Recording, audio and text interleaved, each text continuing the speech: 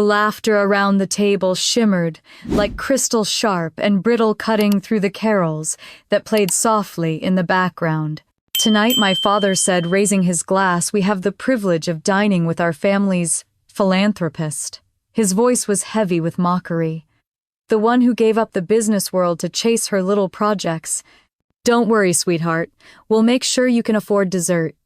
The room erupted in laughter. My mother's pearls glinted as she smiled. My brother clinked his glass against his fiancée's, and even the servants tried to hide their smirks. I sat perfectly still, the smile on my lips polite, measured, and false. The scent of roasted duck and cinnamon hung thick in the air, but the taste in my mouth was ash.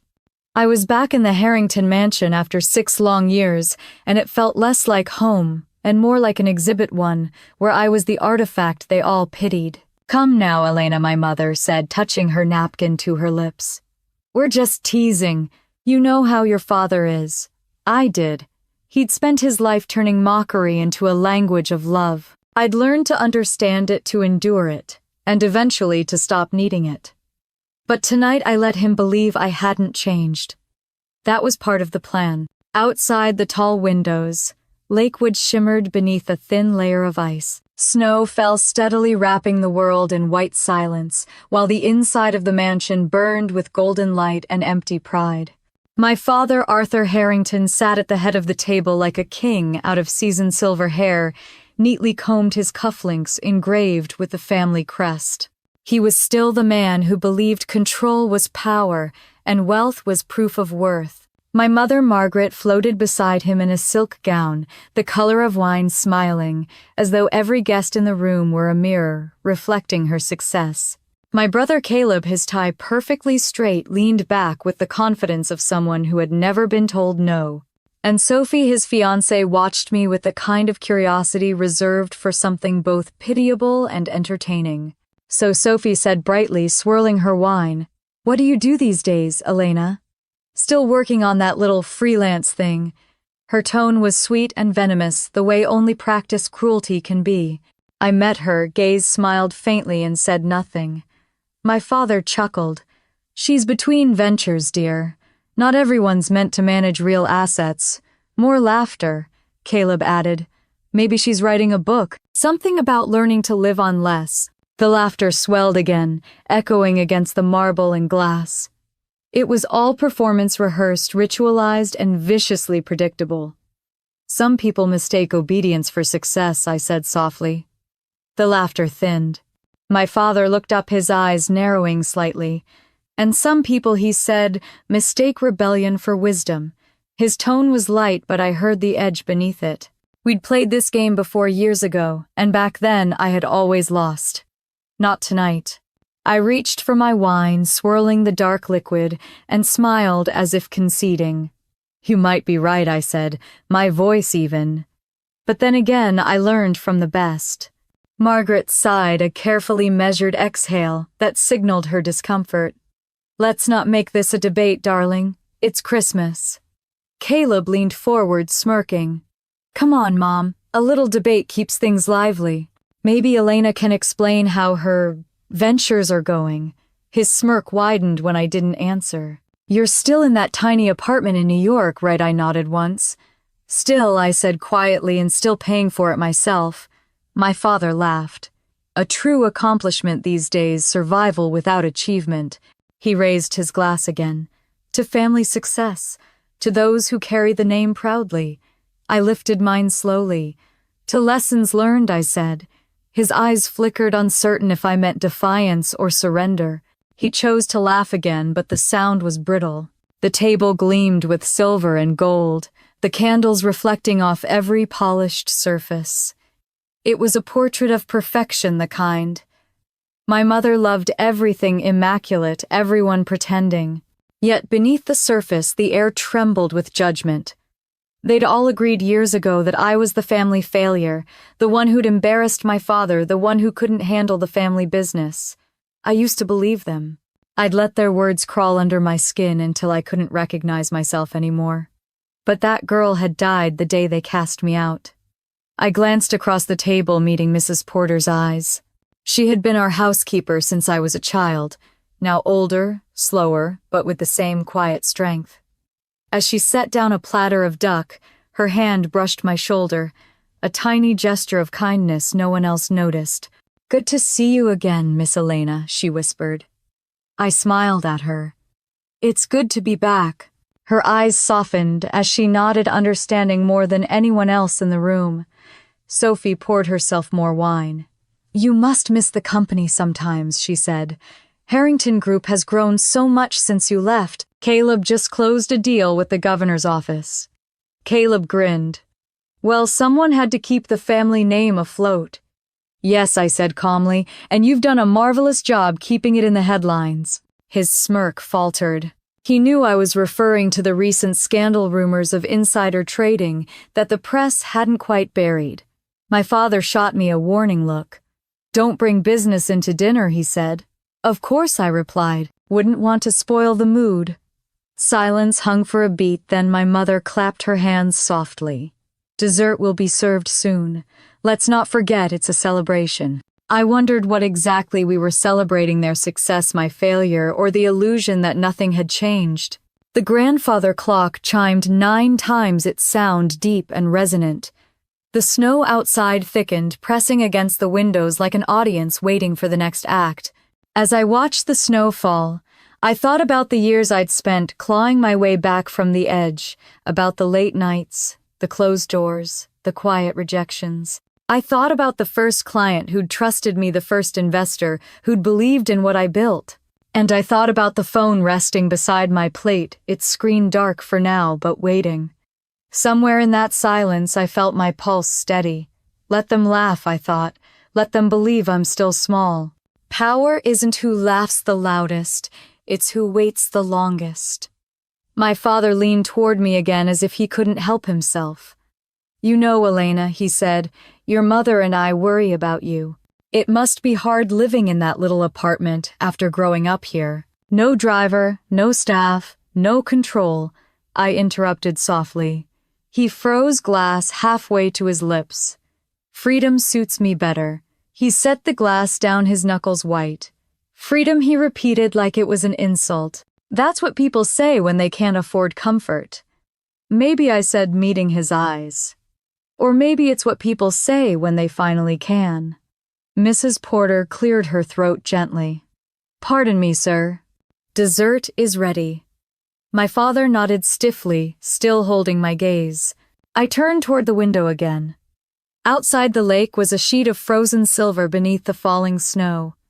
For a fleeting moment, I saw my reflection in the glass, calm, composed, unrecognizable from the woman they used to mock. The fire crackled behind me, laughter rose again, but it all felt far away, like a noise I'd already outgrown. Then faintly from the clutch resting beside my plate, I felt it, a vibration soft but insistent. I glanced down. The screen lit up, and for a heartbeat my breath caught. The name glowing on the display read Sterling Private Bank. I touched the phone lightly, letting it buzz once more before pressing it silent. "Just in time," I whispered. Mrs. Porter looked up from across the room, her expression puzzled. I gave her the smallest nod. My father raised his glass one final time. "To the Harringtons," he declared, his voice booming. "To wealth, power, and legacy." Glasses clinked. Smiles glittered. I lifted my glass, meeting his eyes, and said quietly, "To surprises." He frowned, unsure what I meant. The clock struck again, echoing through the hall. The phone in my clutch blinked once more, as if reminding me that the world was about to shift. I smiled to myself and took a slow sip of wine. The snow outside kept falling, silent and endless, as if the universe itself was holding its breath for what came next. The glass walls made everything look cleaner than it was, cold light reflecting off steel silence, stretching like judgment. I stood at the far end of the long table with a folder clutched to my chest, trying to steady my hands. It was supposed to be my quarterly presentation, but it felt more like a trial. My father sat at the head of the table, his posture immaculate, eyes scanning the papers in front of him. Around him, 6 board members, men, in suits old enough to be my uncles, shifted uncomfortably. My brother Caleb lounged at the other end, pretending to review his phone. He didn't need to speak. His smirk did it for him.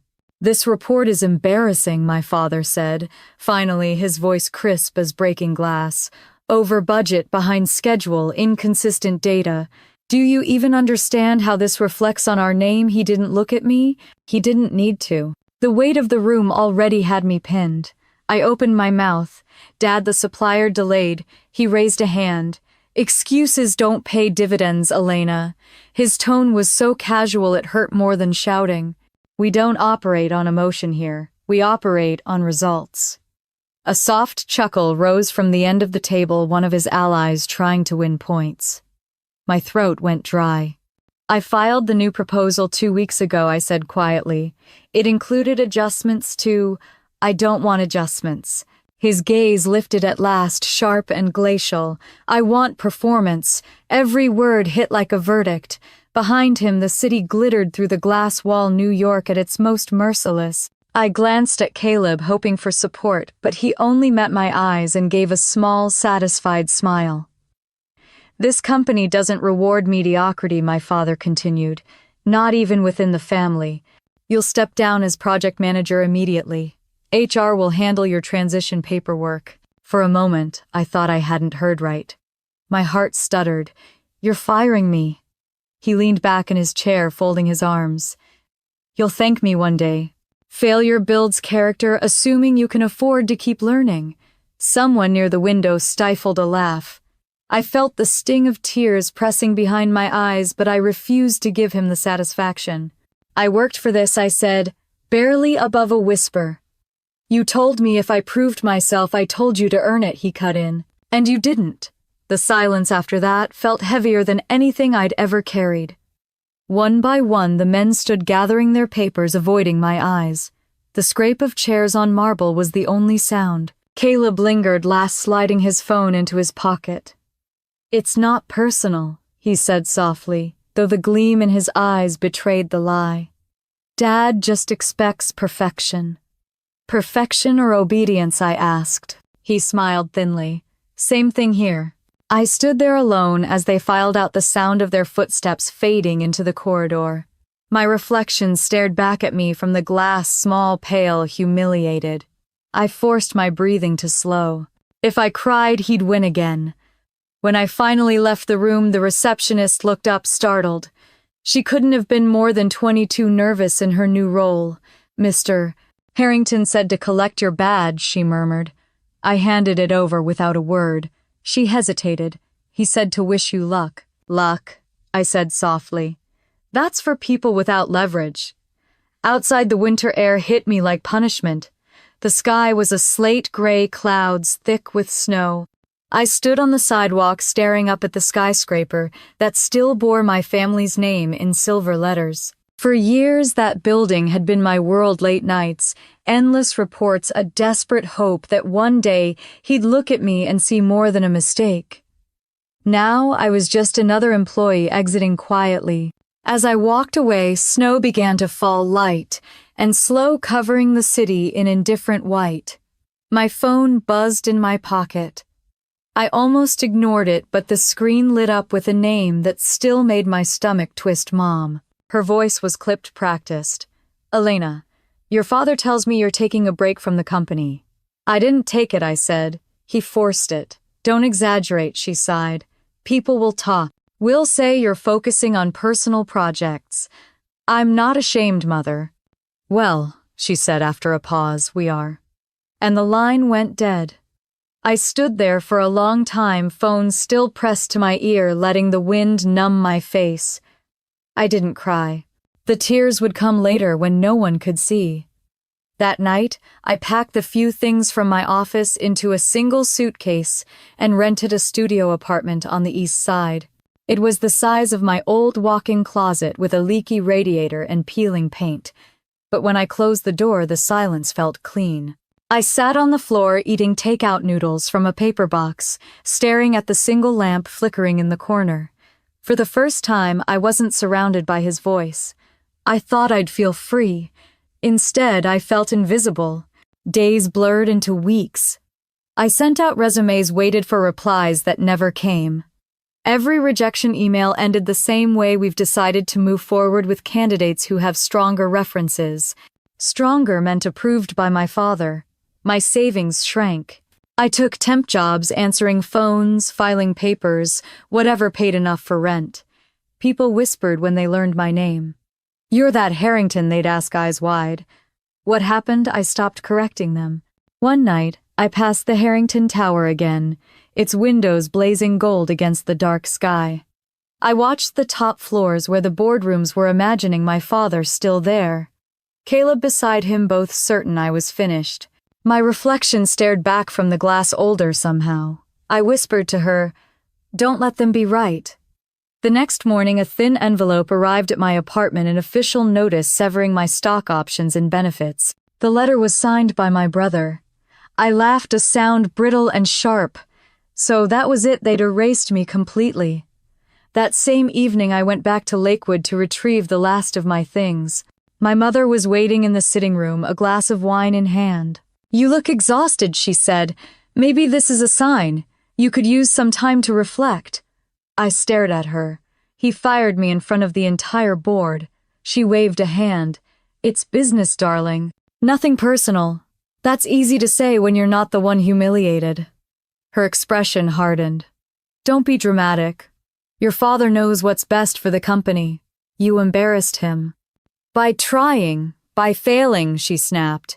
Then she softened her tone again. "You're young. Take time off, find something small to do. Charity work, perhaps.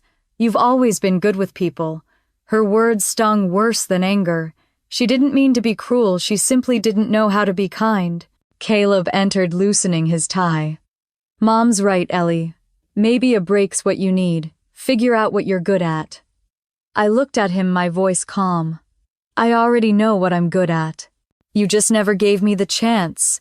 Before either could respond, my father appeared in the doorway. His presence filled the room like thunder. "Enough," he said. "You're an adult, Elena. Learn to fail with dignity." I rose slowly. "You taught me that control was love. You were wrong." His jaw tightened, but he didn't answer. I walked past him, suitcase in hand. Behind me, I heard him say, "Let her go.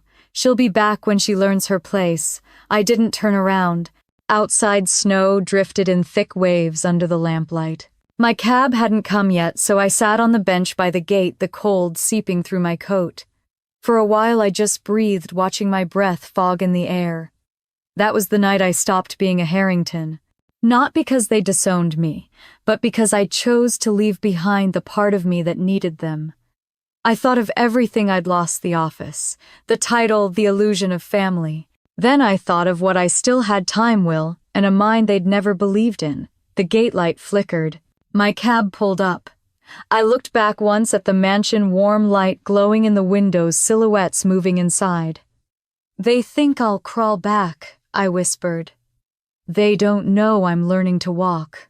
As the car pulled away, the house disappeared behind the curtain of snow. Somewhere in the darkness, a new voice formed inside me, quiet but steady. Power isn't inherited, it's built.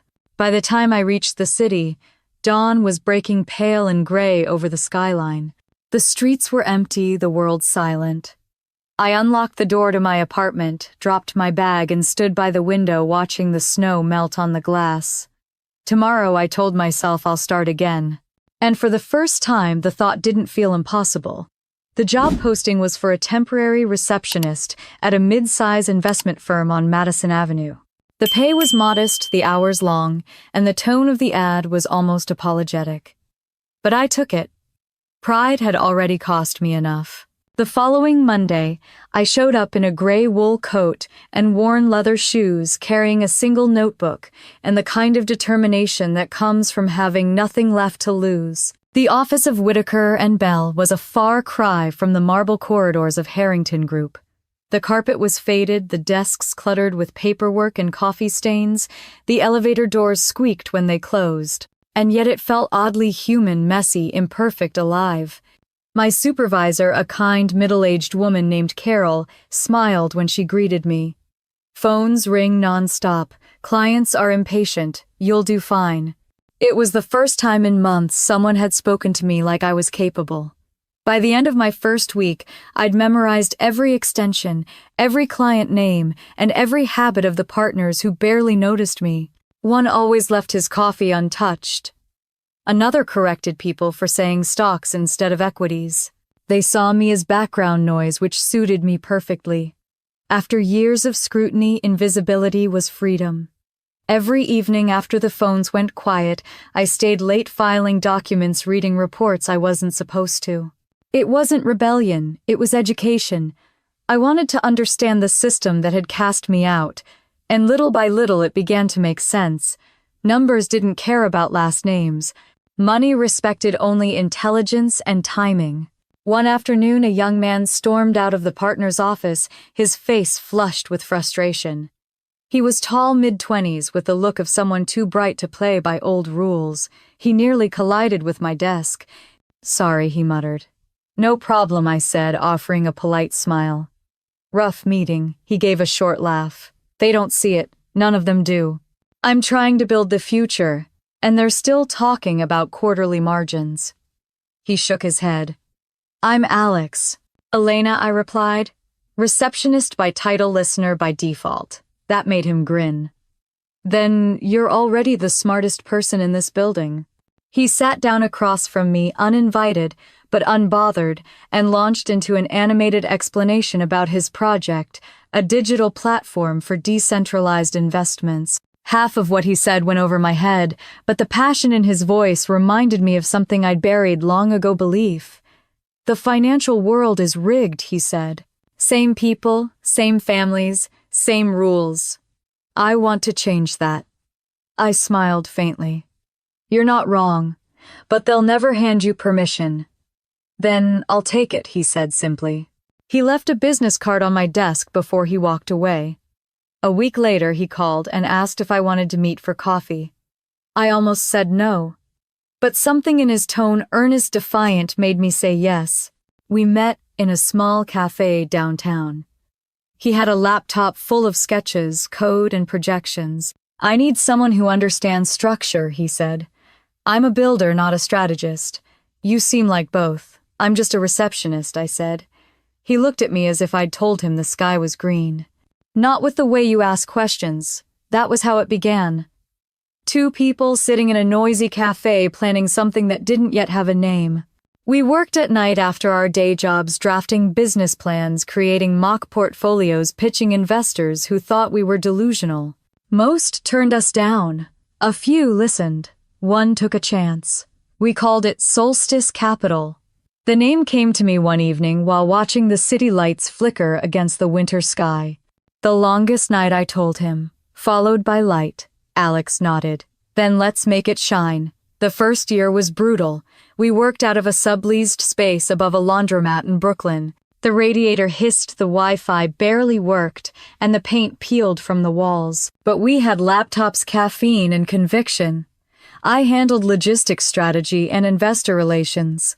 Alex built the tech. We took turns sleeping on the couch, eating takeout, and pretending exhaustion was progress. When our first fund launched, it failed spectacularly. The numbers bled red. I stared at the spreadsheet for hours, wondering if my father was somewhere laughing. Alex put a hand on my shoulder. "Every failure is data," he said. "We learn, we pivot." So we did. We refined the model, rebuilt the pitch, reached out again.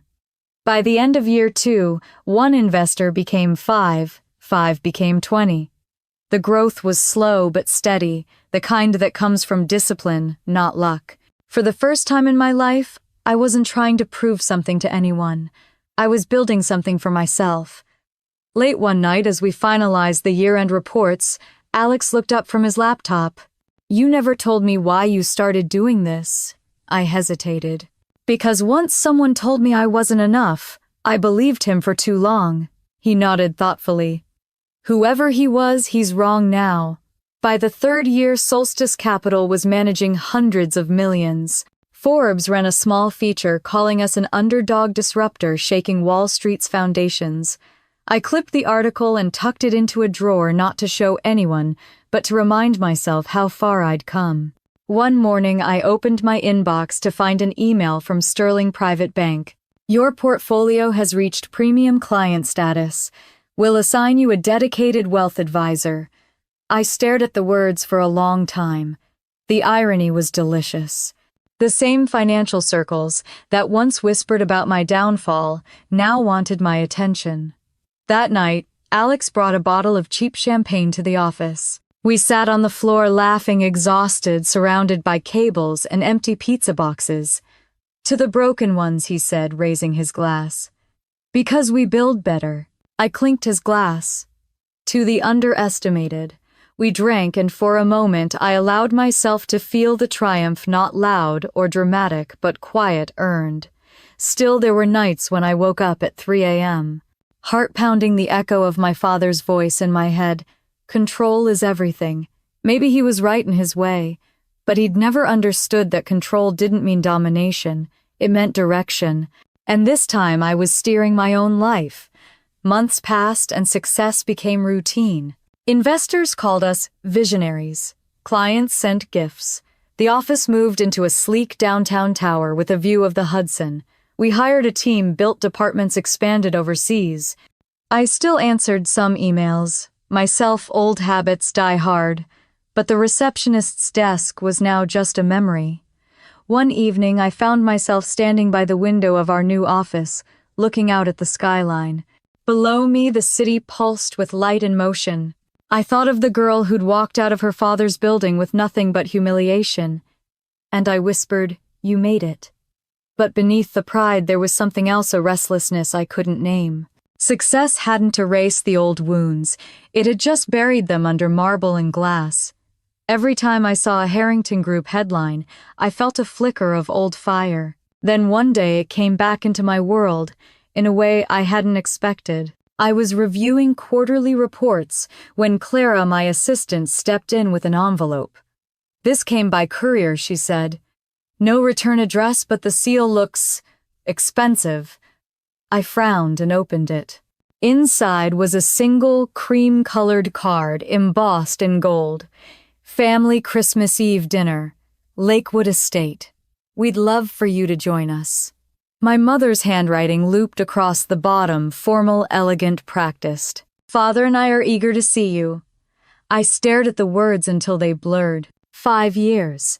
No calls, no messages, not even a birthday card.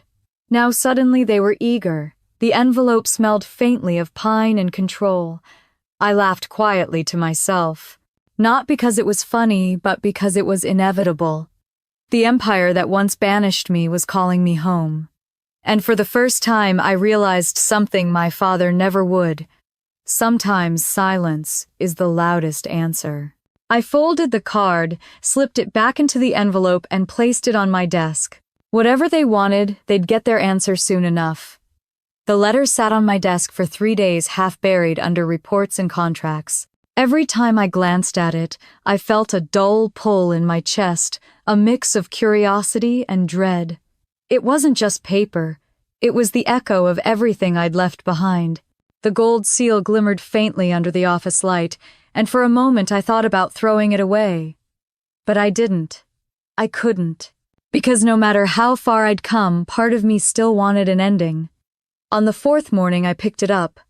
The handwriting looked exactly as I remembered, graceful, distant, careful not to smudge. My mother's voice echoed in my head, "Appearances are everything, darling. Even your handwriting says who you are." I turned the envelope over in my hands, reading the same line again and again. "Family Christmas Eve dinner, Lakewood Estate. We'd love for you to join us." The words felt rehearsed, like an invitation to a performance rather than a reunion. Alex noticed me staring at it when he walked into my office. "You look like someone just handed you a live grenade," he said, dropping into the chair opposite my desk. "Close enough," I replied, holding up the envelope. He raised an eyebrow. Then I nodded. "Apparently, Christmas is the season for selective memory." He leaned forward, elbows on his knees. "You're not actually considering going, are you?" I didn't answer right away.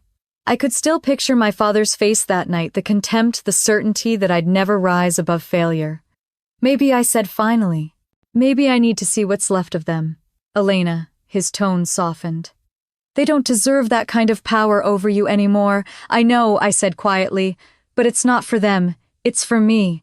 He studied me for a long moment, then nodded. Then, promise me something. Don't go there to prove them wrong. Go there because you already know you were right. I smiled faintly. That's the only reason I'd walk back into that house. That night I didn't sleep much. The city below my penthouse was alive with holiday lights, the streets buzzing with people carrying gifts and laughter. I watched from the window, wondering how something as beautiful as Christmas could coexist with so much history and pain. I made coffee at 2 a.m. and sat at my kitchen counter, staring at the invitation. Maybe they wanted forgiveness. Or maybe they wanted something else, money, image, attention. Whatever it was, I'd find out soon. The next day, Clara found me in the office before sunrise reviewing projections. "You're early," she said, surprised. "Don't tell me billionaires don't sleep." "Not this one," I said with a half smile. Too much on my mind. She set a folder on my desk. The Sterling account confirmed the final transfer. Total assets now $920 million, excluding the pending Asian portfolio. I blinked, letting the number sink in. 920, I repeated. The figure looked unreal on paper. I had once been fired over a project that cost the company $2 million. Now I could buy it 10 times over. Clara hesitated, then asked, "Is it true you're flying to Vermont next week, Lakewood?" I said. "My family's estate."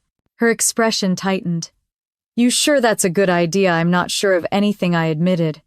But sometimes you have to walk through the fire to prove you can't be burned anymore. When she left, I sat in silence for a long time, staring out the window at the city that had built me. The skyline shimmered like a field of glass, cold and luminous. I thought about all the years I'd spent rebuilding myself piece by piece, about the girl who had eaten noodles alone on the floor of her apartment, and the woman who now negotiated billion-dollar deals without flinching. I wasn't that broken girl anymore. I was the storm that came after. That evening, Alex came by my apartment with a bottle of wine. "If you're really going," he said, "you're going to need this." I poured 2 glasses, though I barely touched mine. "You ever wonder," I asked, "if forgiveness is just another kind of weakness?" He leaned against the counter. "No. I think forgiveness is strength. But only when you give it on your own terms. What if I'm not ready for that?" "Then don't force it," he said simply. "Just walk in there with your head up and your heart locked. Let them talk. You already won." I laughed softly. "You make it sound easy." "It's not," he said. "But neither was this." He gestured around my apartment. "And you built it anyway." When he left, I packed my bag slowly. A simple black dress, a wool coat, a pair of gloves, nothing flashy. I didn't want to look rich. I wanted to look untouchable. The flight to Vermont was quiet, the sky outside painted in shades of silver and pale blue. I spent most of the time rereading the latest solstice reports, anything to distract myself from the weight in my chest. When the plane descended over the snow-covered hills, I caught my breath. Lakewood looked the same as it had in my childhood, endless white fields, frozen lakes, pine trees standing tall like sentinels. From above, it was beautiful. Up close, it had always felt suffocating. A driver was waiting with a black car at the airport. He wore the Harrington crest on his lapel, but I didn't recognize him. "Miss Harrington," he said, politely opening the door. His tone was professional, detached. I wondered if he knew who I was or what I'd become. The drive to the estate took nearly an hour. As we passed through the gates, I caught sight of the mansion towering and pristine against the snow. The stone facade gleamed under strings of golden lights, every window glowing like it had something to hide. My stomach tightened.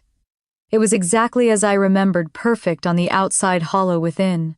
The car stopped in front of the grand staircase. I took a slow breath before stepping out. The air was sharp, the kind that cut clean through your lungs. The massive front doors opened before I could knock. Mrs. Porter stood there, the housekeeper who had practically raised me. Her hair had turned mostly gray, but her eyes were as kind as ever. "Miss Elena," she whispered, her voice trembling. "You came." I smiled for the first time that day. "I told you I would, didn't I?" She hugged me tightly, then pulled back to look at me. "You've changed," she said. "Stronger. So have you, I said. Still keeping them in line? She chuckled softly. Someone has to. Inside, the mansion glittered from floor to ceiling. Garlands of white roses draped across the banisters, candles flickered in crystal holders, and a towering Christmas tree sparkled in the center of the hall. It was breathtaking, and yet completely lifeless. Everything was too polished, too symmetrical beauty arranged like a weapon. From the dining room, I heard laughter. My father's voice cut through it, all deep, commanding, familiar. If she even shows up, at least we'll have some entertainment, he was saying. The sound sent a chill through me, equal parts anger and adrenaline. Mrs. Porter glanced at me nervously. They're waiting, she said softly. Be kind, but not too kind. I smiled faintly. You always did know how to read me. I walked to the staircase and paused at the top, looking down at the scene below. My mother sat near the fireplace, draped in red silk, adjusting her diamond earrings. My father stood beside the tree, glass in hand, surrounded by guests. Caleb was at the table, his arm around Sophie, who was laughing too loudly. They all looked perfect, like a photograph from a magazine, like strangers I used to know.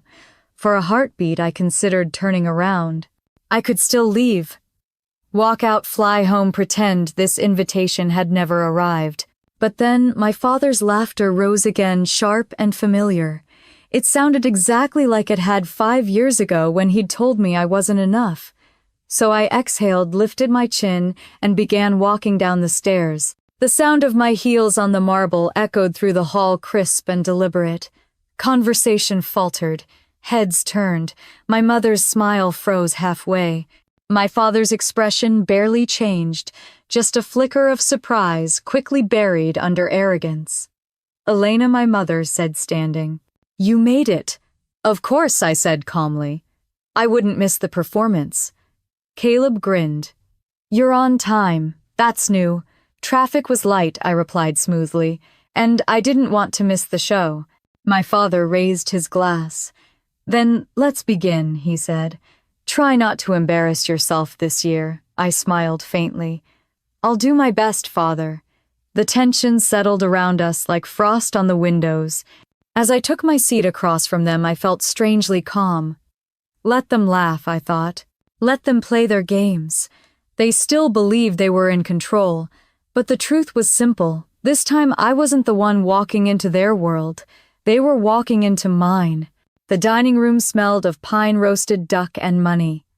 The table stretched nearly the entire length of the room, set with crystal silver and enough candlelight to make everything shimmer in soft gold. My mother had always been meticulous about presentation. Nothing in this house was ever left to chance, not the wine, not the lighting, and certainly not the illusion of perfection.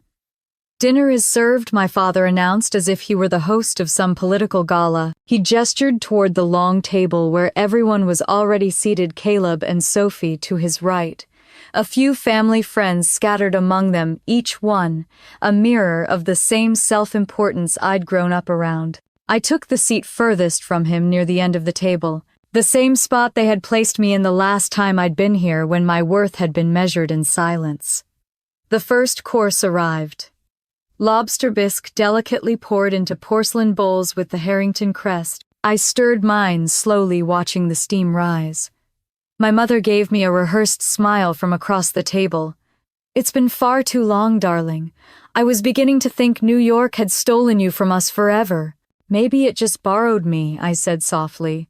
Caleb leaned back in his chair. You've been busy, haven't you? Word gets around. Word, I asked. He smirked. You've built some little firm, haven't you? Solstice something. Sophie leaned in, eyes bright. Oh yes, I saw a headline somewhere. Something about a disruptive new investment platform. Sounds exciting. It is, I said, matching her tone exactly. If you understand it. My father chuckled under his breath. Technology is a passing fad. Real wealth is intangible assets, land, legacy, things that last. And control, I murmured. He heard me. Yes, control. The thing you lost when you walked away from this family.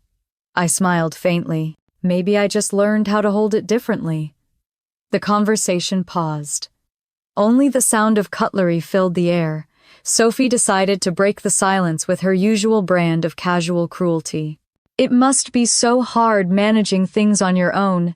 I mean, without the structure you were used to. I glanced at her, still smiling. Hard isn't the same as impossible. You'd be surprised what you can build when no one's watching. She laughed, but it was too loud, too brittle. My mother gave her a polite look, warning her not to overstep, but the damage was already done.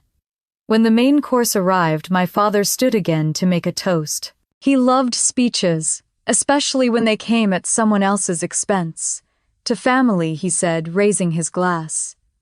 To the legacy we've built together, to perseverance, and to the lessons learned from failure.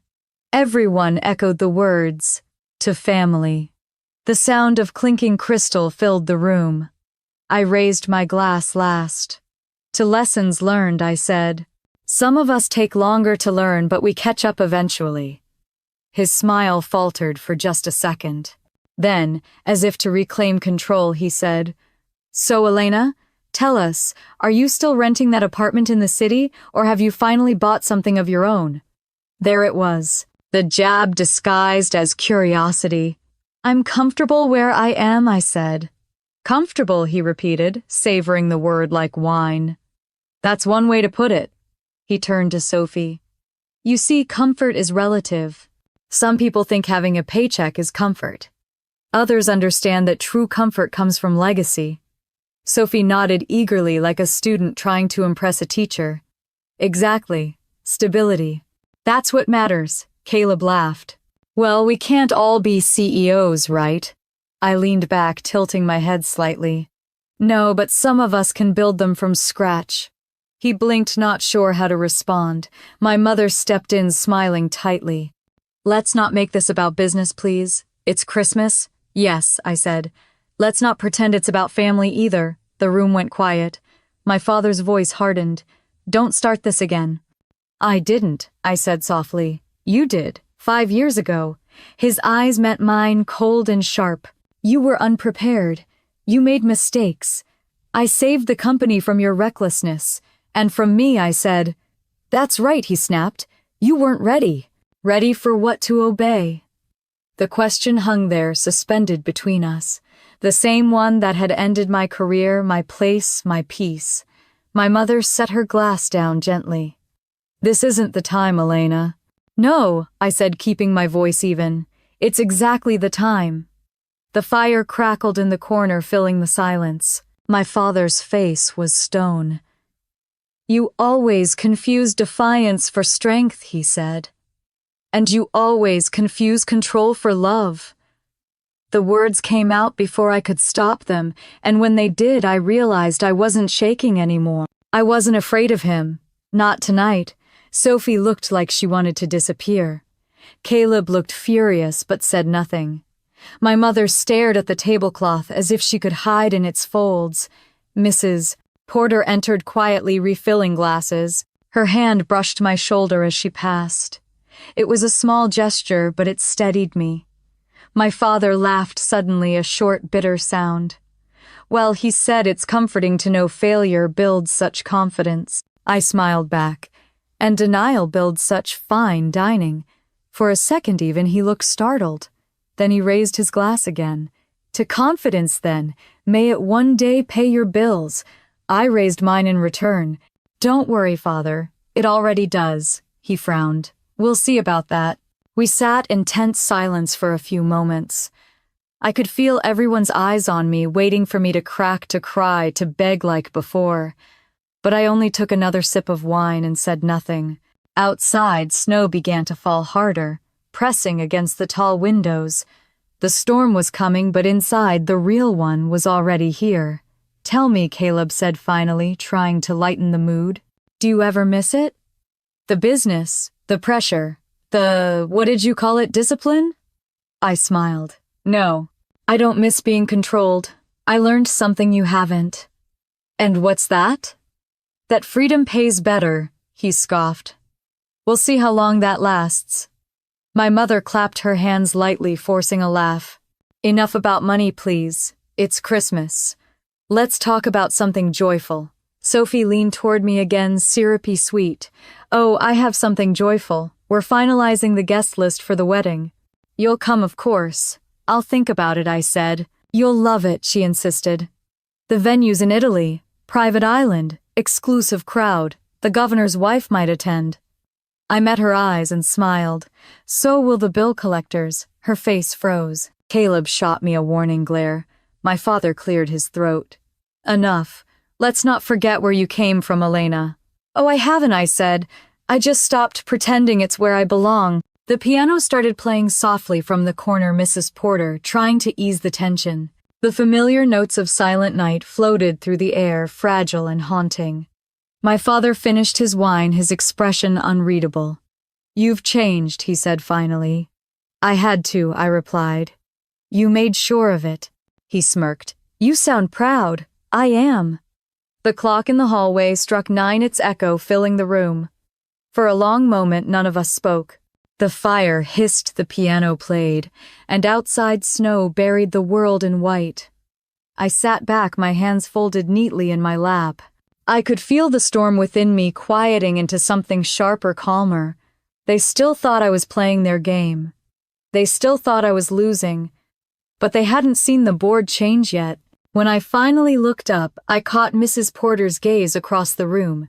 She nodded slightly as if she knew. I gave her the smallest smile in return. They wanted to humiliate me. Instead, they reminded me exactly why I'd built an empire without them.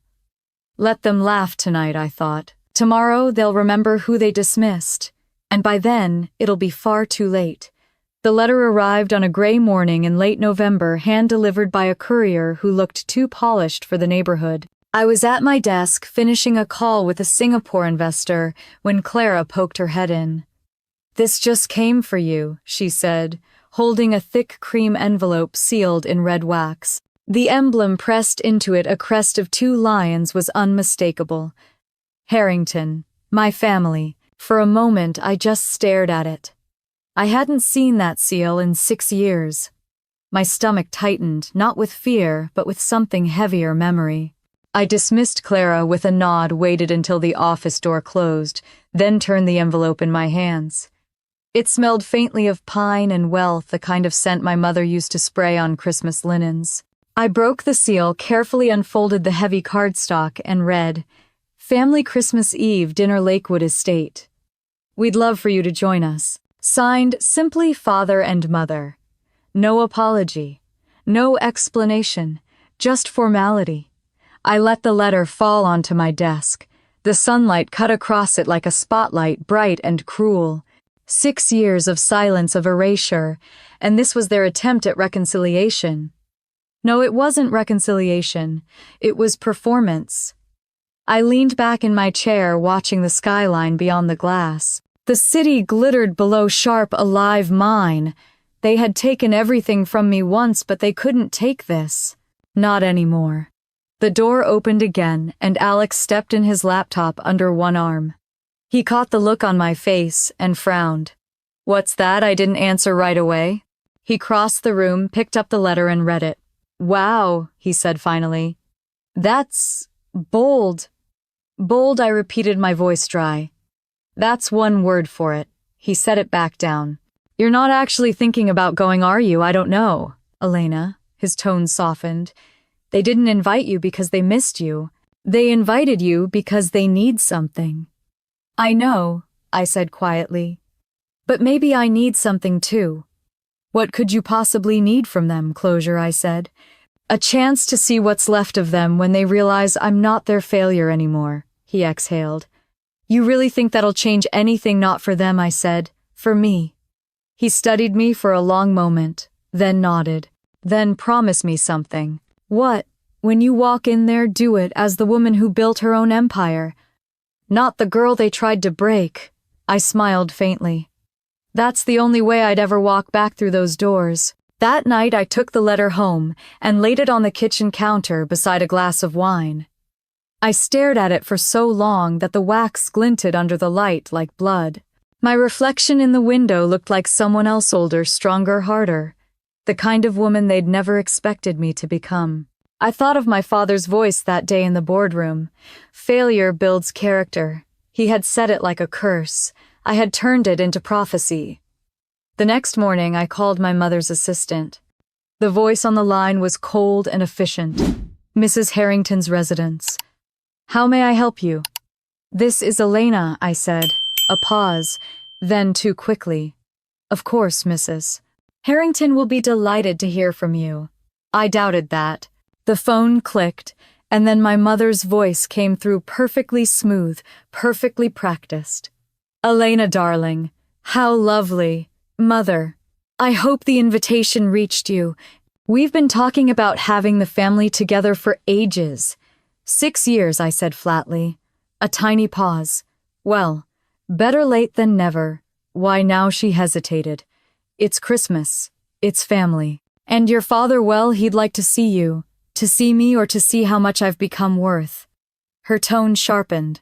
Don't start with that. I'm just curious what made you remember I exist. Elena, she sighed. You're being dramatic. It's one dinner.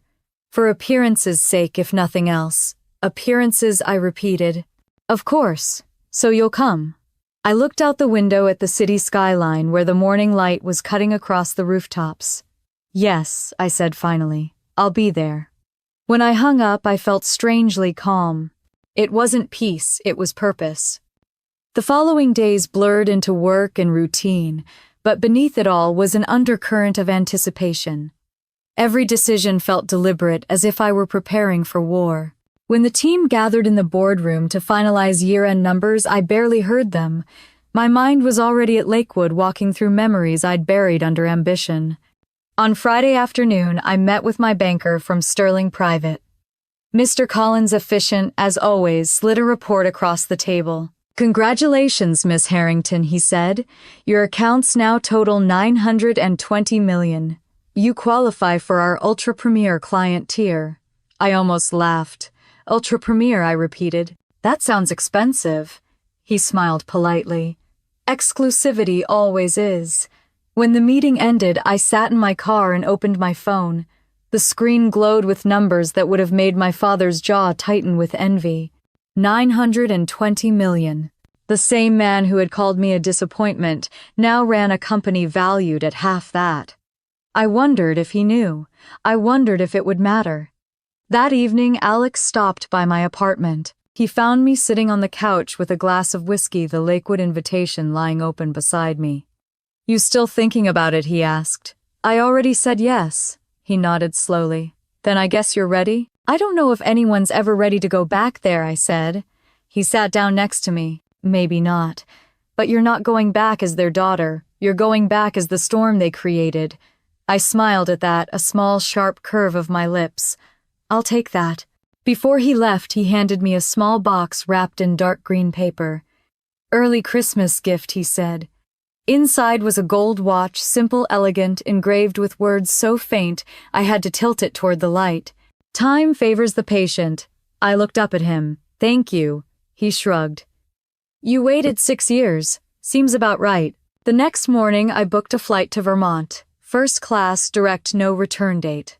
On the day of my departure, Clara caught me in the hallway. Leaving already, she asked. Just for a few days, I said. Christmas business. Family business, I smiled thinly. Something like that. As I boarded the plane, snow was beginning to fall, soft flakes swirling around the runway lights. The city beneath me grew smaller, then disappeared into clouds. I pressed my forehead to the window, watching the endless white below. My father used to say that control was everything, that chaos destroyed weak people. But I had learned something he never could sometimes. You have to lose control to find power. When the plane touched down in Vermont, twilight had already fallen. The air was sharp-scented with pine and cold earth. Outside the terminal, a black car waited, driver holding a sign with my name. Miss Harrington, he said as I approached. Your family sent me. I slid into the back seat. Of course they did. The drive to Lakewood was long and winding. Snow clung to the trees, thick and glittering in the headlights. As we approached the estate, the gates came into view, iron ornate crowned with the family crest. They swung open automatically, the motion smooth, mechanical, obedient. I couldn't help but smirk. Even the gates still recognized my name. When the mansion appeared, it was exactly as I remembered, towering windows glowing with golden light, every corner decorated to perfection. It looked like a painting frozen in time. I felt nothing. No nostalgia. No warmth. Just a quiet readiness. Mrs. Porter met me at the door, her eyes bright with unshed tears. "Miss Elena," she whispered, voice trembling. "You came." I hugged her, tightly breathing in the scent of cinnamon and old wood. "Of course I did," I said. "I wouldn't miss the finale." She pulled back, studying me. "You look stronger." I had to be. Her smile softened. "Be kind, child, but not too kind." "I never am," I said. As she led me toward the grand staircase, the sound of laughter drifted from the dining room. My father's deep, commanding voice, my mother's melodic one. Caleb's careless arrogance, the same sounds that had once defined my entire world. At the top of the stairs, I paused. Below me, the chandeliers sparkled over a scene so perfectly staged it could have been from a magazine. My family, my ghosts, my past. I smoothed my dress, took a slow breath, and descended. They had no idea what was coming. And for the first time in years, neither did I. The car rolled slowly up the long drive, its headlights cutting through the snow. I sat perfectly still in the back seat, hands folded on my lap, watching the mansion emerge from the darkness like a ghost. The Harrington Estate Lakewood stood exactly as I remembered, grand, symmetrical, and cold. Light spilled from every window, each one glowing gold against the white of winter. From the outside it looked flawless. Inside I knew it was built on silence and pride. When the driver stopped, the front doors opened before I could reach for the handle. 2 house staff members stepped forward, their faces polite but wary. Then she appeared, Mrs. Porter. She was smaller now, her hair silver gray, but her smile was the same. "Miss Elena," she whispered, her voice trembling. "You came." I stepped out into the snow and hugged her, feeling warmth for the first time all day. "Of course I came," I said softly. "You didn't think I'd miss the annual performance, did you?" She gave a small laugh, eyes glistening. "Still sharp, I see. They're waiting in the dining hall. But be kind, child. Just not too kind." "I'll try to remember," I said, brushing snow from my coat. The grand doors swung open as we stepped inside. The scent of pine candle wax and old money filled the air. A massive Christmas tree towered in the center of the hall, strung with crystal ornaments that glittered like ice. A pianist played softly in the distance, some carol meant to sound joyful, but here felt rehearsed. Every garland, every ribbon, every candle was placed perfectly. It was beauty without warmth. My heels clicked against the marble floor as Mrs. Porter led me toward the main staircase. At the top, I paused, my hand on the banister. Below, I could see them, my family, my ghosts. My father stood near the fireplace, commanding the room with his booming laugh. My mother glided between guests, her red dress catching the light. Caleb sat close to Sophie, whispering something in her ear that made her giggle. They all looked perfect. Perfectly false. "Elena." My mother's voice carried up the stairs when she noticed me. Conversations faltered. Faces turned. I descended slowly, every step deliberate. The room quieted as I reached the final stair. My mother met me first, arms open, her smile practiced. "Darling, you made it." "Of course," I said calmly. "Wouldn't want to disappoint the audience." My father turned. For a brief second, surprise flickered in his eyes before it hardened back into control. "You look healthy," he said, the faintest edge of disapproval under the compliment. "So do you," I replied. Caleb leaned back in his chair, smirking. "On time, that's new. Traffic was light," I said smoothly. "And I didn't want to miss the show." A few of the guests chuckled awkwardly. My father's jaw tightened. My mother cleared her throat and gestured toward the table. "Come, everyone's waiting. Let's keep things festive." As we walked, Mrs. Porter caught my eye from the doorway. She gave the smallest nod, a silent reminder that I still held the upper hand, even if no one else in the room knew it. Dinner began the same way it always had, with control disguised as conversation. My father at the head, my mother orchestrating smiles, Caleb performing charm for anyone who mattered. The same hierarchy, unchanged. The same invisible chain of command. Between bites of roasted duck, my father talked loudly about the market, about strategic leadership, about real business sense. Words meant to fill the air and keep emotions at bay. I answered only when necessary, my tone light but measured. "So Elena," my mother said, finally breaking a lull in conversation. "We've all been wondering what you've been up to these past few years." "Working," I said simply. "Cholepschmirkt. Working, that's Voge." Sophie leaned forward, resting her chin on her hand. "We heard something about you starting a little investment company. What's it called again, Solstice?" "Yes," I said. "Solstice Capital." She gave a brittle laugh. "Sounds ambitious." "It is," I replied. Ambition's all I had left after being fired. The words hung between us like a crack in glass. My father's fork froze mid-air. "That's enough," he said. "I was just answering the question," I said softly. Caleb snorted into his wine. "She's still dramatic." I looked at him, still living off someone else's approval. My mother clapped her hands once too quickly. Now, let's not argue. It's Christmas, for heaven's sake." I smiled faintly. "Exactly. The season of truth." My father's voice lowered, calm but sharp. "You're a guest here, Elena. Try to act like one." I met his eyes. "Guests are invited, father." I was summoned. A tense silence followed. Then deliberately I reached for my wine and took a slow sip. Let them think they'd cornered me. Let them think I'd come here still needing their approval. That illusion was my armor. When dinner paused between courses, my mother stood guiding me toward the sitting room. "Walk with me," she said quietly. The corridor was lined with portraits, ancestors staring down in gilded frames, all stern faces and ambition. The kind of people my father adored. "I know tonight is difficult," she said. "But your father means well. He always has." "He meant control," I said. "That's not the same thing," she sighed. "You never understood him." "I understood him perfectly," I said. "I just stopped trying to please him." She turned toward me, frustration flickering beneath her polished mask. "You always had to have the last word. And you always let him have every other one," I replied. Her expression softened for just a moment. "He misses you, you know." "No," I said quietly. "He misses control of me." We stood in silence, the ticking of the grandfather clock filling the hall. Then she touched my arm. "Please don't make a scene tonight." "I won't," I said. "But I can't promise I'll let him keep pretending." Back in the dining room, laughter rose again as if nothing had happened. Caleb was telling a story about his latest business trip, exaggerating every detail while Sophie clung to his arm. My father nodded approvingly, his pride visible in every gesture. I took my seat. Mrs. Porter appeared at my side, refilling my glass.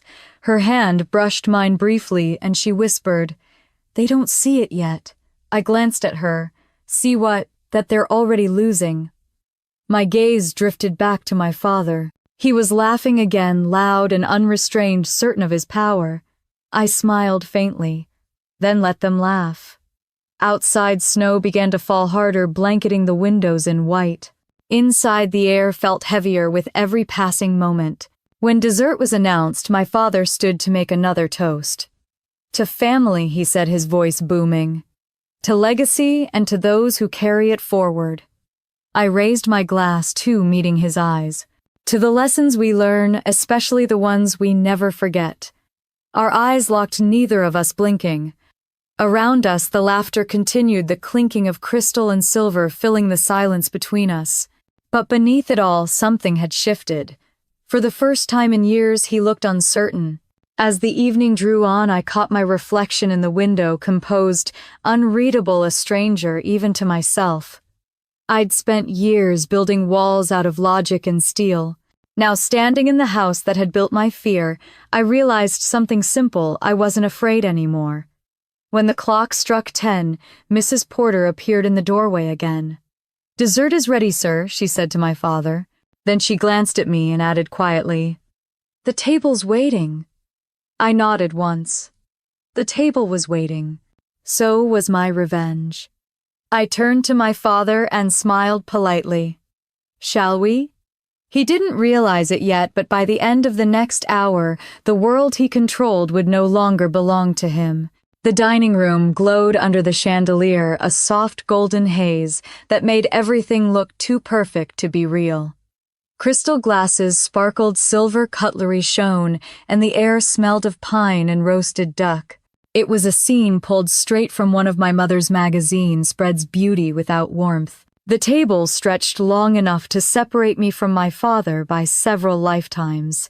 He sat at the head of coarse shoulders squared, like a monarch surveying his court.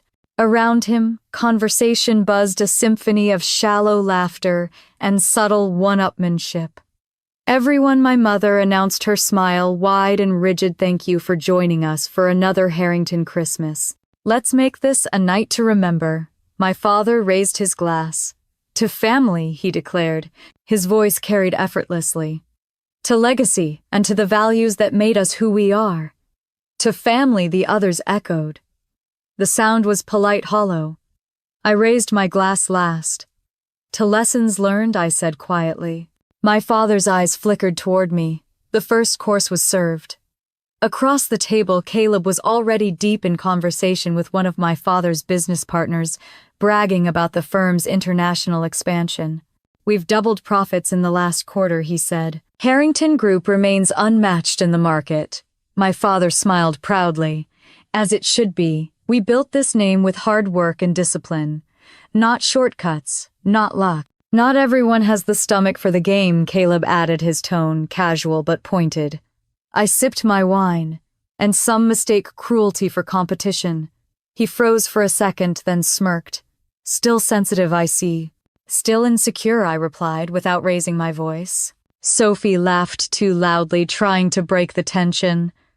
"Oh, come on, you two. It's Christmas, not a courtroom." My father gave a sharp glance. "Let them speak."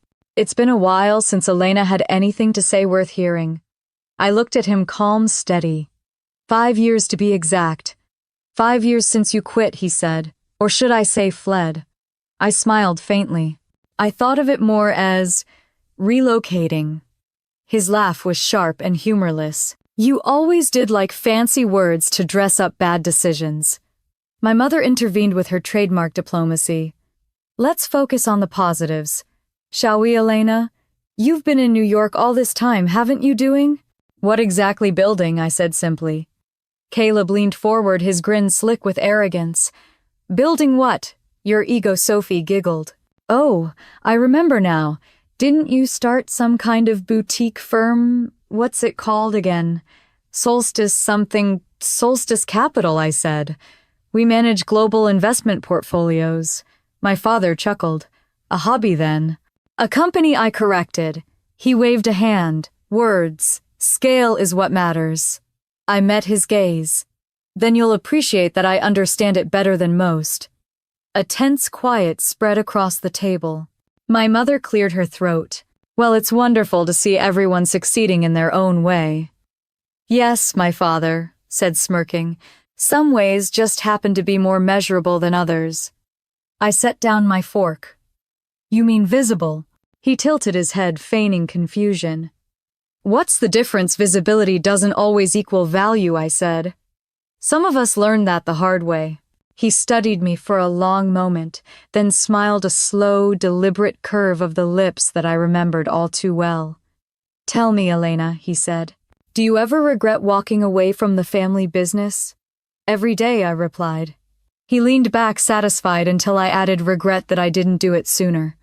Caleb laughed loudly, too loud. "You really came back swinging, huh? Only when provoked." My father's voice cut through the noise. "You know what I've always admired about you, Elena. You never learned how to accept your limits, and you never learned how to see beyond yours," I said. He raised his glass, pretending amusement, but his eyes were sharp with irritation. A toast, then, to knowing one's place. The laughter that followed was forced and brittle. Sophie leaned closer to Caleb. You were right, she whispered, just loud enough for me to hear. She still thinks she's one of you. I met her gaze and smiled sweetly. Careful, Sophie. Some of us don't need last names to be invited to tables like this. Her face tightened, the color rising in her cheeks. At least I earned my seat. Oh, I'm sure you did, I said. The air turned thick, electric. Even my mother's perfect composure began to crack. She gave a nervous laugh. Let's all relax, shall we? We're not in a boardroom, my father chuckled. In this family, everything is a boardroom. That was the moment I realized he couldn't stop himself. He needed dominance the way other people needed air. Every word he spoke, every gesture was an act of control. And tonight he thought he had it. He leaned toward me, voice lowering just enough to sound intimate and cruel. Tell me something, Elena. How does it feel being the poorest person in this room? For a heartbeat, the world went silent. My mother gasped softly. Caleb snorted into his wine. Sophie smirked. I didn't move. Wealth is perspective, I said. Perspective doesn't pay the bills, he shot back. Neither does arrogance, I replied. He laughed again, louder this time, forcing others to join. You always did have a way with words. Shame it didn't translate to results. I smiled. Results take time. He raised his eyebrows. Oh, I'm sure you're working very hard to make ends meet. Something like that, I said. Though I prefer working to make history. He rolled his eyes, taking another sip of wine. Still chasing dreams. Still mistaking control for power. That shut him up for a second. Mrs. Porter appeared quietly at my side, refilling glasses. Her hand lingered on mine just a moment longer than necessary, a silent reassurance. The clock in the hall struck 9. The sound cut through the room like a warning bell.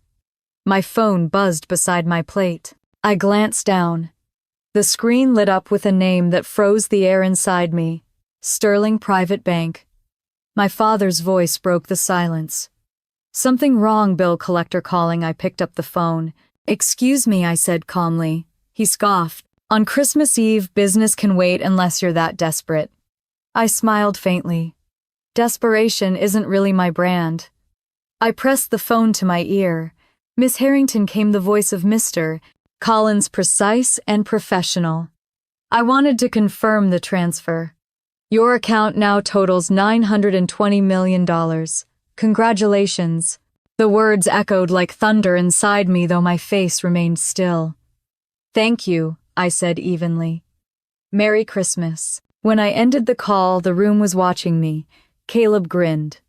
Who was that? My banker, I said. Sophie laughed. Oh, please, don't tell me you still have one of those free checking accounts. Not exactly. My father snorted. Let me guess, another side hustle. You'll learn soon enough, Elena. Playing with money isn't the same as managing it. I looked at him, my voice calm, almost tender. You're right, father. But it's far more profitable. A beat of silence. He frowned. What's that supposed to mean? Nothing, I said, smiling. Just business talk. He waved a dismissive hand. You always loved to sound mysterious, but the truth is simple. You walked away and the world walked past you. I took another sip of wine, feeling the warmth of it spread slowly. You're wrong about one thing. The world doesn't walk past people who build their own. Mrs. Porter's eyes met mine again from across the room. She understood. The moment had arrived, even if they hadn't realized it yet. My father leaned back, smirking. We'll see how long that world lasts. Oh, it's lasted, I said softly. Long enough to make this dinner interesting. The clock chimed again. Snow brushed against the window pane, muffling the world outside. He raised his glass one final time. To family, he said. I raised mine.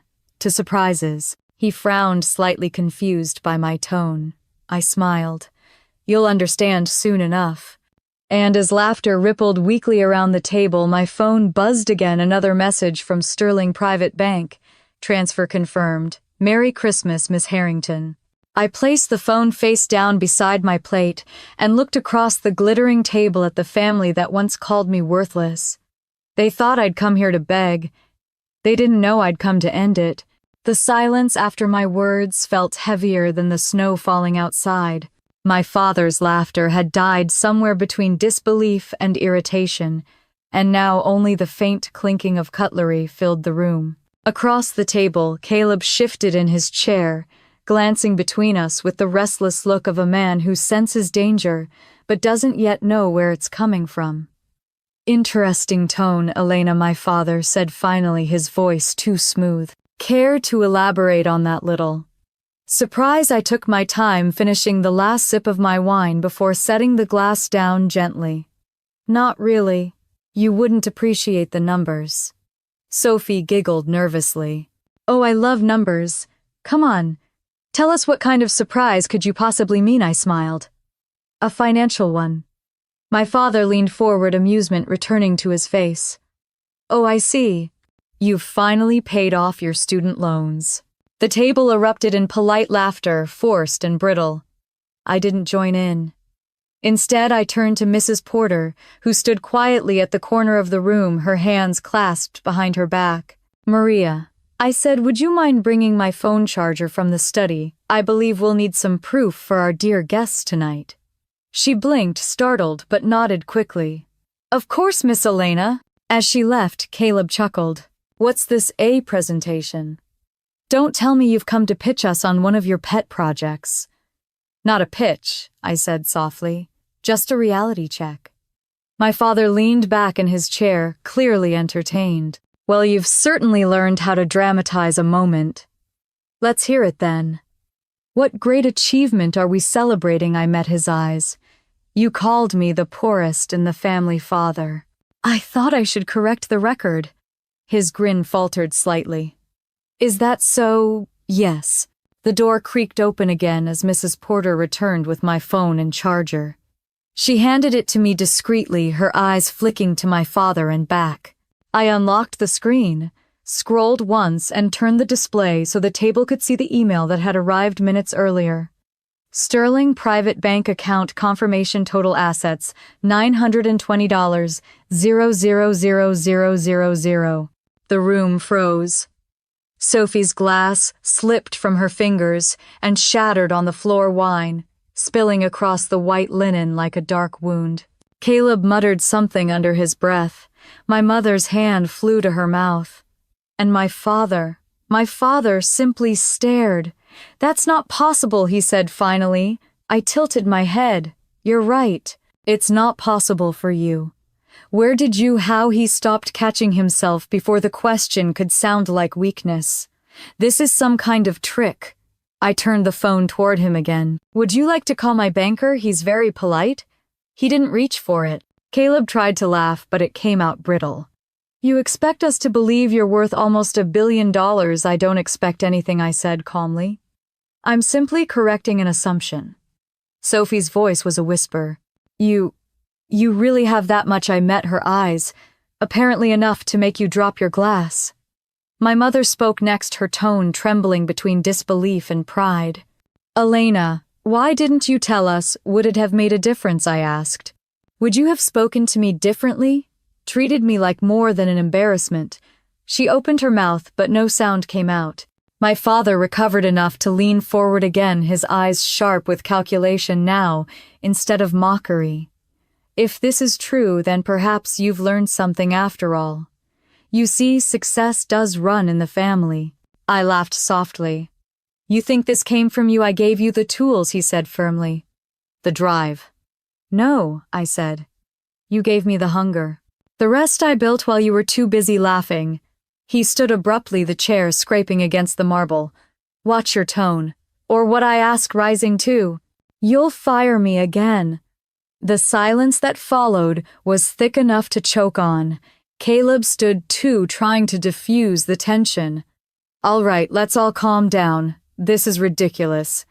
"Sit down," my father snapped. "This is between us." Caleb hesitated, then obeyed. I took a slow breath, my voice quiet but steady. "5 years ago you called me a failure in front of your board. You told me I wasn't fit for leadership, that I was weak. And maybe you were right then. But I've built something real, something that can't be taken from me. You can't shame me anymore, father. You can't define me." His nostrils flared. "Don't speak to me like that in my house." I smiled faintly. "Your house," I turned my phone back toward the screen, opening another document. "Actually, it isn't anymore." He frowned. "What the hell are you talking about? Check the property registry," I said. "I bought the Lakewood mortgage 3 months ago, through a holding company." For a moment he didn't understand. Then the color drained from his face. Yes," I said. "I own it now. Every inch of marble, every chandelier, even the family crest over the fireplace. It's all under my name." My mother gasped, her hand trembling. "Elena," I turned to her, my tone softening just slightly. "You told me once that home is where respect lives. You were right." Caleb pushed back from the table, shaking his head.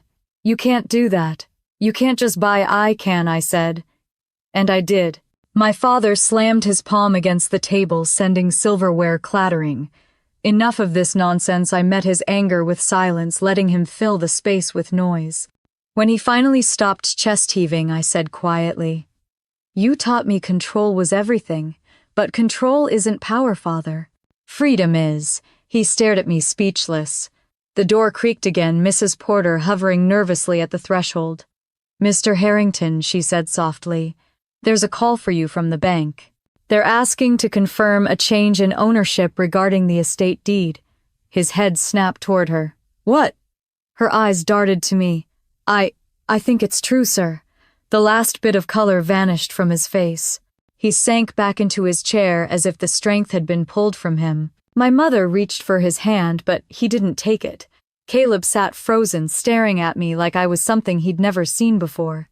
Sophie was silent, her lipstick smeared on the rim of her glass. I looked around the table, the empire of appearances collapsing in perfect silence. "Merry Christmas," I said softly. My mother's eyes filled with tears. "Elena, please." I shook my head. "You don't have to say anything. Just remember this moment the next time you think someone's worth ends where their money begins." I turned to leave, but my father's voice stopped me. "You think this makes you better than us?"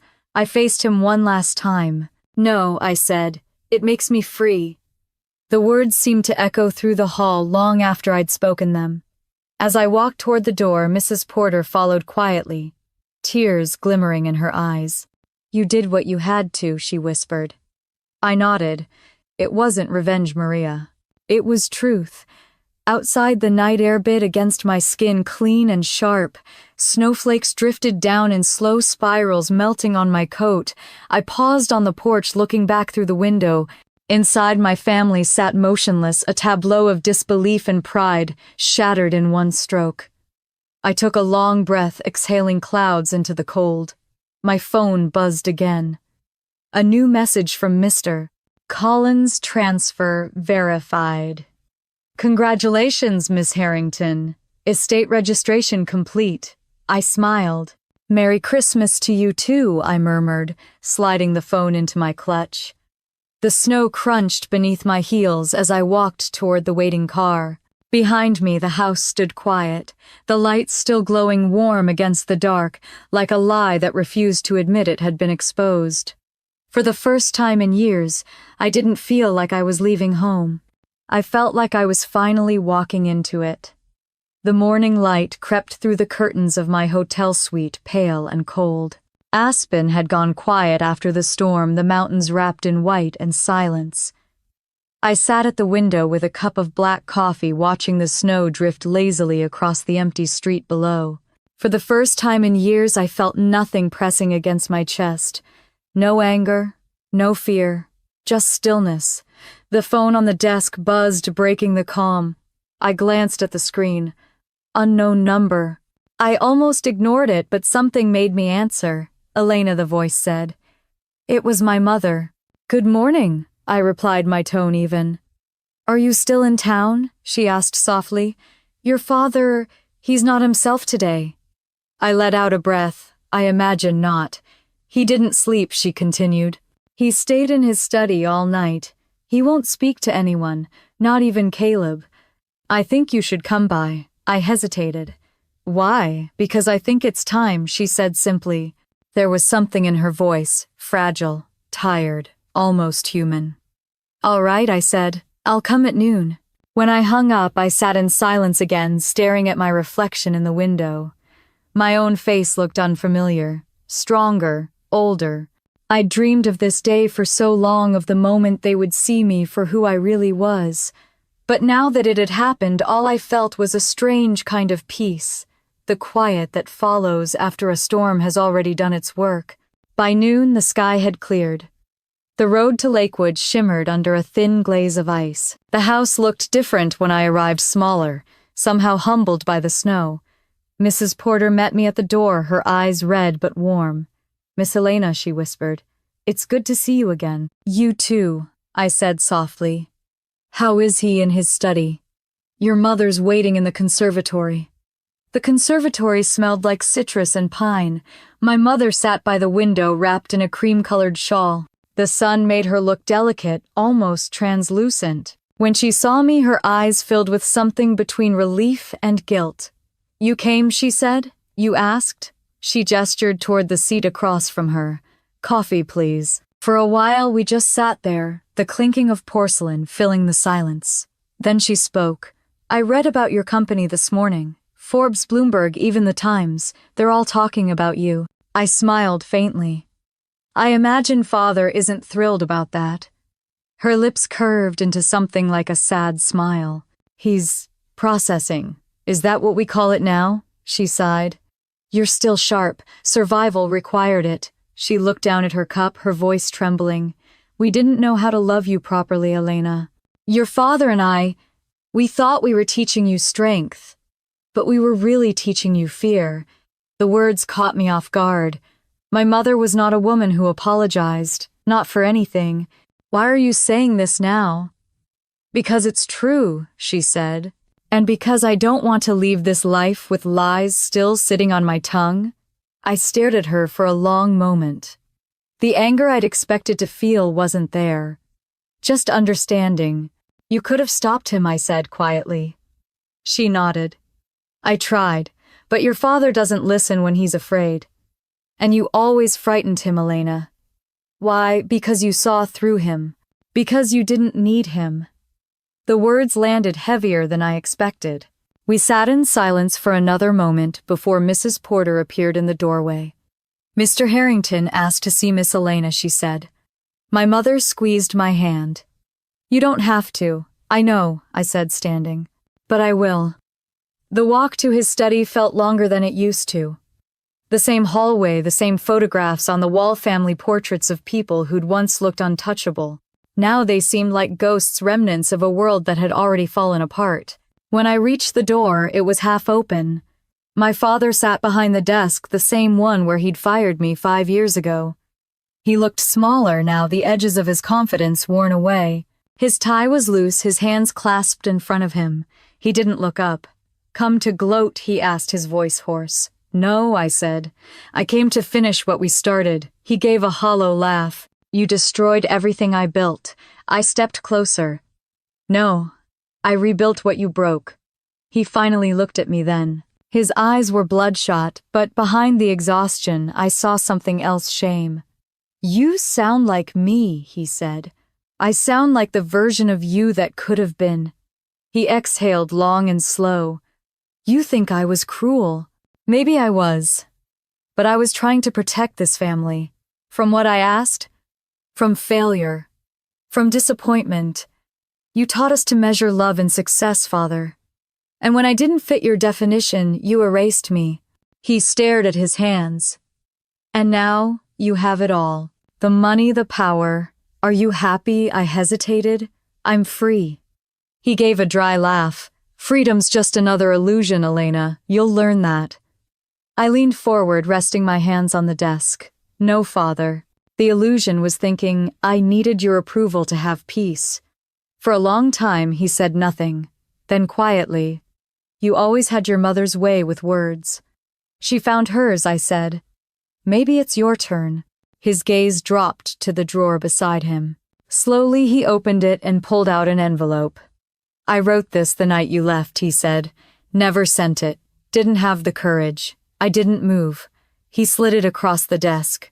The envelope was old edges worn my name, written in the familiar precise script of a man who couldn't stand mistakes. I picked it up.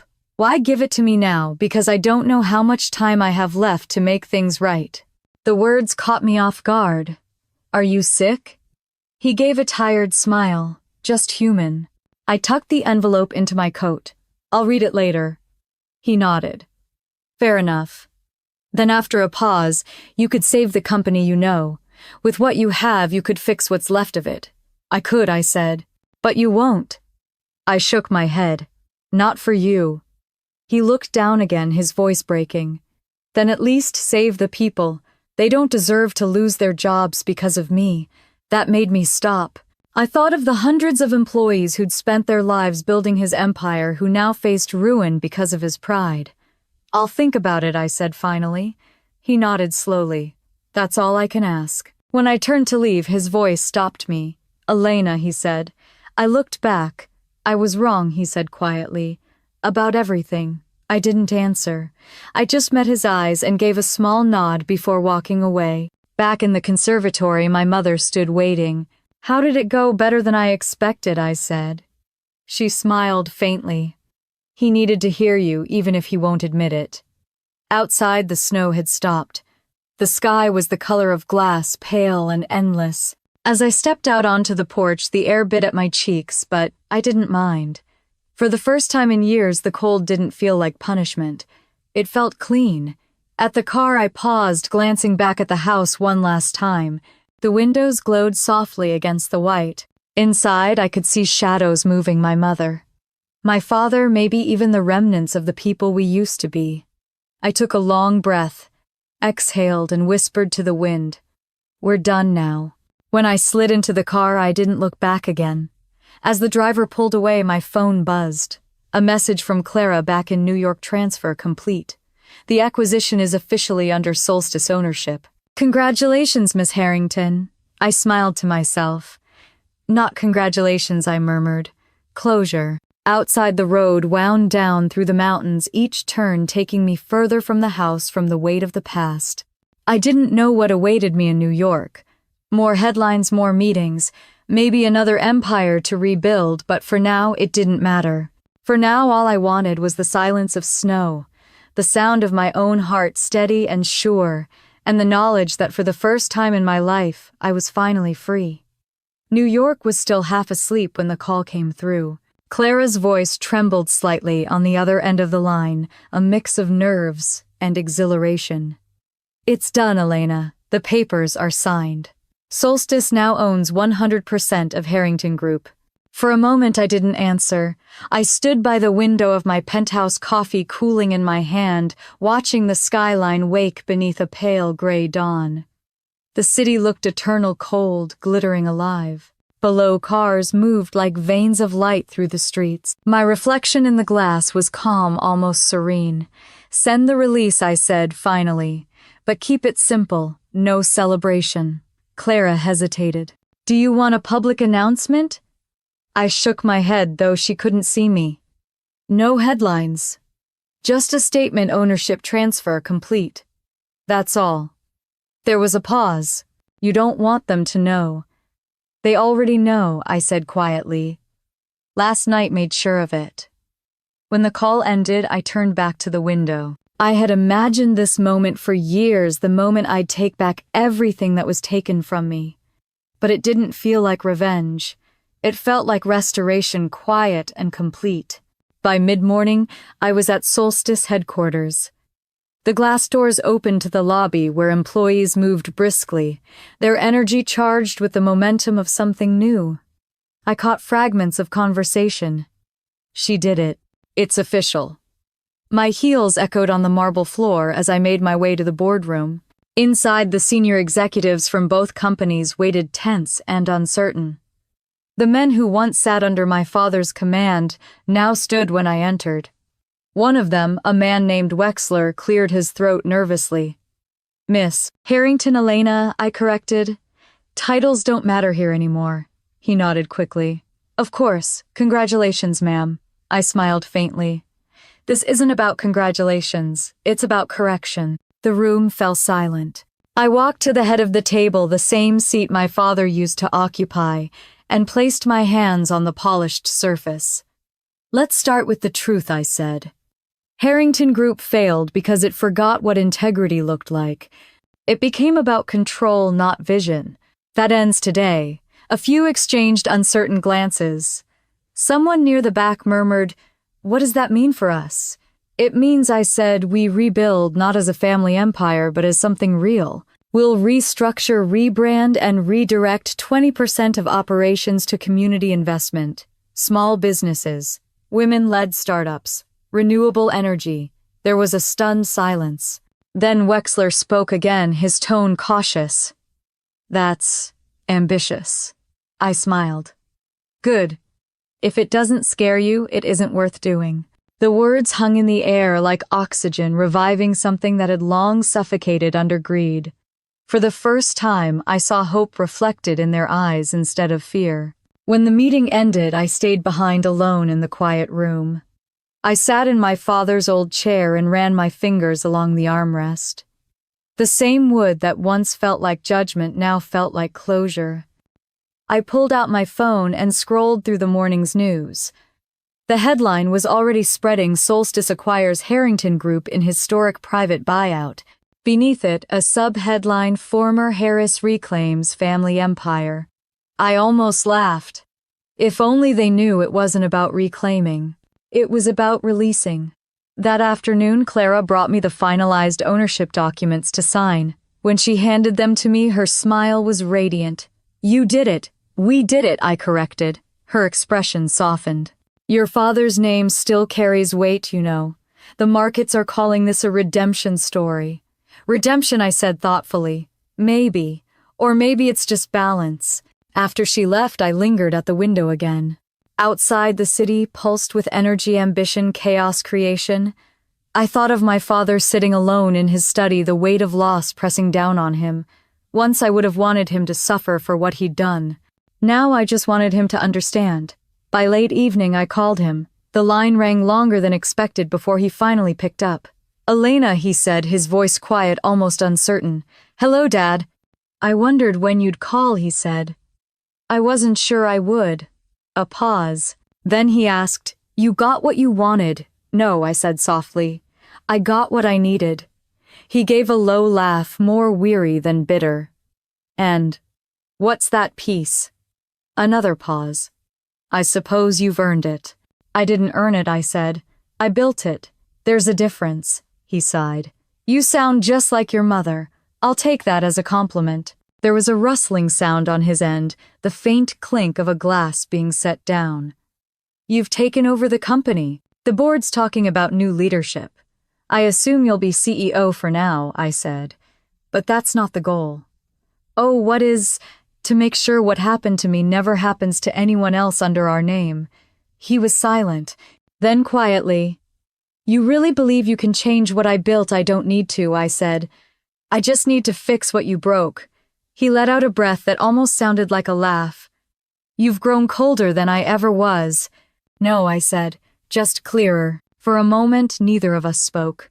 The hum of the city filled the silence between us. Then, unexpectedly, he said, "I'm proud of you." The words caught me off guard. I almost didn't believe them.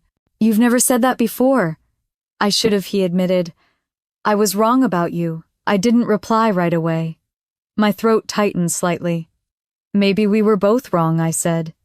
He hesitated. "So what happens now?" "Now," I said quietly, "we start over. Not as father and daughter, not as enemies. Just as two people who finally see each other clearly." He exhaled slowly. "I'd like that." The call ended there, not with an apology, not with tears, just silence. But for the first time, that silence didn't feel empty. It felt like understanding. Later that night, as I sat at my desk signing the final documents, I looked down at the company seal beside my signature: Harrington Group reformed by Solstice. The irony was perfect. The name that once chained me now lived under my terms. I switched off the lights and left the office, taking the elevator down to the street. The winter air hit me as soon as the doors opened, sharp, clean, and alive. Across the avenue, the city stretched wide beneath the glow of streetlights and snow. As I walked toward the car, Clara's message appeared on my phone. The press wants to know if you'll do an interview about the acquisition. A daughter's redemption is trending. I smiled faintly and typed back, "Redemption isn't the point. Evolution is." Then I put the phone away. That night in my apartment, I poured myself a single glass of wine and stood by the window again. The skyline glittered like scattered diamonds. I thought of my mother's trembling hands around her coffee cup, my father's hollow eyes when he said he was proud, and the girl I used to be, the one who'd sat on a park bench years ago crying in the snow after losing everything. She was gone now, but she hadn't disappeared. She'd simply evolved into the woman standing here calm and unshakable, her reflection framed by the city that once ignored her. I raised my glass slightly toward the skyline. "To freedom," I whispered. The city didn't answer, but it didn't need to. Its lights flickered in silent acknowledgement like stars against the steel of night. Tomorrow would bring headlines, meetings, questions, admiration, envy. But tonight was just for me, for the quiet victory that didn't need applause. The kind of victory that only peace can give. The city was still half asleep when I woke, its skyline washed in pale gold light that bled slowly through the glass. For a long time I didn't move. The hum of Manhattan below felt distant, like a heartbeat I could finally rest beside instead of racing against. My coffee steamed on the table beside me, untouched. I stood by the window, my reflection layered over the rising sun, and I realized that for the first time in my life I wasn't running from anything. Not my past, not their judgment, not even myself. The phone buzzed softly. A notification from Forbes legacy leaders, Elena Harrington, the woman who rebuilt her family's empire. I smiled faintly, not out of pride, but recognition. For years, legacy had been the word that caged me. Now it was something I'd remade with my own hands. By noon, I was standing on the stage at Solstice headquarters, the lights warm on my face. Rows of people, employees, journalists, former rivals, filled the atrium. Behind me, the new logo glowed on the screen, the Harrington Foundation. I glanced at Clara, who gave me a reassuring nod. "Good afternoon," I began. 5 years ago, I lost everything I thought defined me: my job, my family, my sense of belonging. But what I didn't lose was the ability to start again.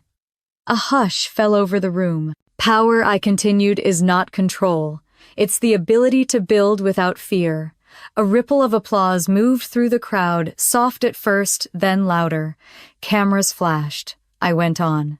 "This foundation exists for everyone who's ever been told they don't belong at the table, for those underestimated, overlooked, or dismissed. Because sometimes being excluded is the greatest gift. It forces you to create your own space." Near the back, I saw Zoe, the young woman I'd once mentored, watching with bright eyes. She was now the foundation's director. That alone made every sleepless night worth it. When the ceremony ended, people surrounded me, handshakes, photographs, congratulations. But the best moment came quietly when a girl no older than 20 approached me with trembling hands and said, "Your story made me believe I can start over too." I smiled at her. Then everything I went through was worth it. A month later, the winter softened. I drove upstate to my parents' home, no longer the fortress of pride it once was. The gates stood open and the house looked smaller against the snow-humble human. My father met me at the door wearing an apron dusted with flour. "I made the roast," he said awkwardly. "Don't laugh." "I wouldn't dare," I replied, smiling. My mother's hug was long and trembling. "It's good to have you home," she whispered. At dinner, the air was different. No tension, no hierarchy. Just the gentle rhythm of family finding its way back. Caleb and his wife Leah joined us too, laughter echoing where silence used to live. We talked about work, travel, the future. When dessert came, my father lifted his glass. To Elena, he said softly, "For saving what I destroyed." I shook my head. To all of us, I said, "For finally learning what matters." For the first time, he smiled, not the sharp, commanding grin I remembered, but something fragile and real. You gave this family a second chance, he murmured.